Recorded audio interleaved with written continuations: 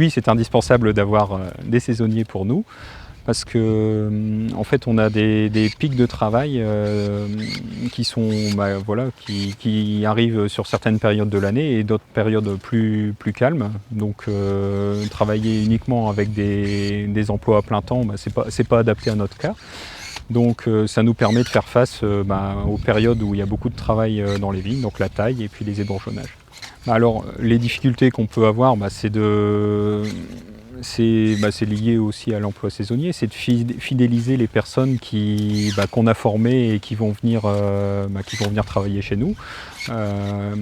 Donc là, cette année, par exemple, donc on a 3 personnes en emploi saisonnier, et donc sur ces 3 personnes, on en a 2 nouvelles qu'on forme à la taille.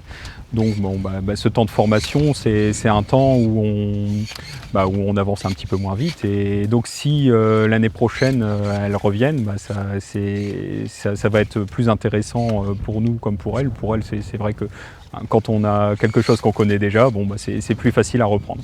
Donc c'est vrai que ce qui peut être bien, c'est qu'il y a des compléments avec d'autres activités saisonnières. En fait, donc ça fait 1 an et demi que je suis saisonnier. À vrai dire, j'ai jamais eu l'occasion de pouvoir bosser toujours chez le même viticulteur en tant que saisonnier. J'ai toujours fait un petit peu à droite à gauche, c'était dans une boîte, on va dire, d'intérim agricole. Et donc, en le rencontrant, j'ai déjà vu qu'il y avait de la confiance qui se faisait, et du coup, cette confiance-là, m'a motivé à devenir permanent, parce que à la base, j'étais plus motivé pour rester saisonnier, mais étant donné que déjà c'est assez précaire comme emploi, voilà, c'est pas évident de gérer financièrement tous les mois.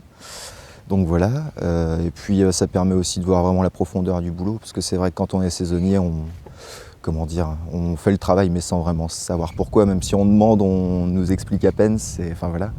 Et du coup là, ça permet vraiment de voir le fond du travail, et finalement c'est vraiment intéressant. Ouais. En fait, l'atout de Fabien, c'est qu'il a déjà été saisonnier pendant une année avant de nous rejoindre.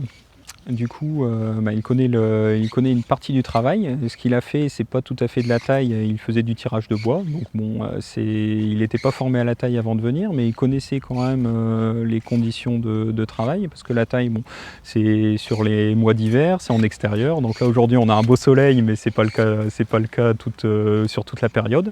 Donc là, c'était quand même important pour nous de partir avec quelqu'un qui connaissait ces conditions-là, parce qu'on sait que pour certaines personnes, ça peut être difficile. Donc le fait qu'il connaisse et qu'il apprécie cet environnement de travail, pour nous, c'était important. Donc ça, c'était déjà une chose. Après, on avait eu des bons échos de Fabien chez quelqu'un chez qui il avait été employé pour les vendanges. Donc ça nous a motivés pour partir avec lui. Donc avec l'avantage en fait d'avoir une partie formation en plus du travail qu'il fait sur l'exploitation avec nous. Donc aujourd'hui, ça fait 80% de présence sur l'exploitation et 20% de formation répartie sur une année. Donc ça c'est intéressant, parce que ça permet de donner les bases théoriques quelquefois on a un peu de mal à donner quand on est dans la pratique. Donc je pense que pour lui, c'est plus intéressant de mieux comprendre le pourquoi du comment de ce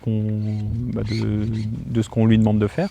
Et donc c'est plus motivant, et puis ça donne des bases plus solides pour bien avancer dans l'avenir. Je vois tous les aspects en fait pendant les 20% de la formation.